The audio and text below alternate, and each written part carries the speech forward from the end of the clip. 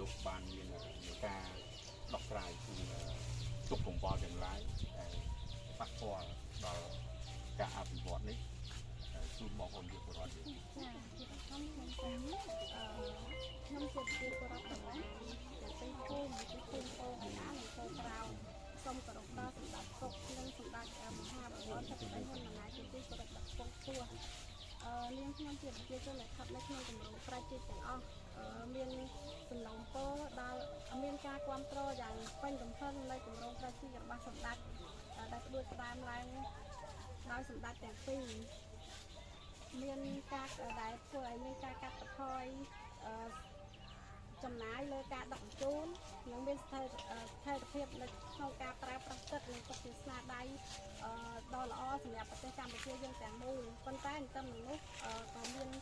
ផលប៉ះពាល់ដែរដោយជាពួកខ្ញុំទាំងអស់គ្នានេះសូមសំណូមពរដល់សម្ដេច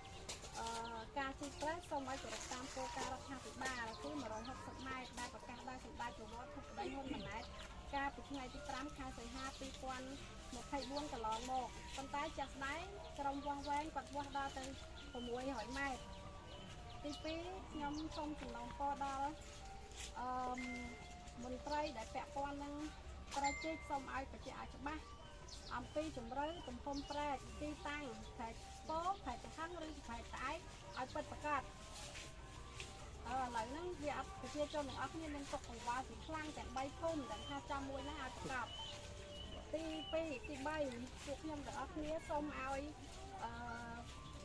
ក្រុមវាស់វែងសងផលប៉ះពាល់ហ្នឹងគឺគោរពតាមគោលការណ៍សូយោដី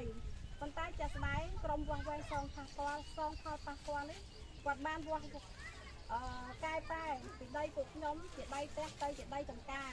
ក្នុងមួយក្បាលដីអង្គន់ជា2ជា3កណាត់ទី3សូមឲ្យមានតម្លាភាពនៅសំណងដែលជាជនប៉ះពាល់ទាំងអស់គ្នានេះគាត់អស់ផ្ទះអស់មុខរបរអស់ដីធ្លីស្រែចំការព្រមទាំងឆ្នោតដូនតាជាច្រើនមិនដឹងថាត្រូវយកទៅទុកណាធ្វើណាទេទី4សូមសំណងឲ្យបានសមរម្យដោយពួកខ្ញុំហ្នឹងអស់ហលីមុខរបរផ្ទះស្បែកនឹងសូមឲ្យសមរម្យដល់ប្រជាជនឲ្យមានតម្លាភាពហើយការដែលចេញប្រែកហ្នឹងសូមឲ្យយកដីពួកខ្ញុំទាំងអស់គ្នានេះទៅបម្រើផលប្រយោជន៍នៃការចេញប្រែកកុំឲ្យយកទៅជាបុគ្គលឯកជនទៅជាដីឯកជនរបស់បុគ្គលណាម្នាក់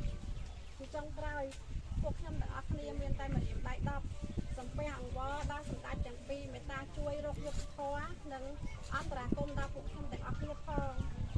ពួកខ្ញុំទាំងអស់គ្នាសូមជូនពរដល់សម្ដេចទាំងពីរឲ្យមានសុខភាពល្អកម្លាំងពលំងាប់មួយនិងជាម្លប់ដល់កូនចៅដើម្បីបន្តការដឹកនាំប្រទេសជាតិឲ្យកាន់តែរីកចម្រើនទៅមុខទៀតសូមអរគុណសូមអរគុណអរគុណអរគុណសារភាពអរគុណសារភាព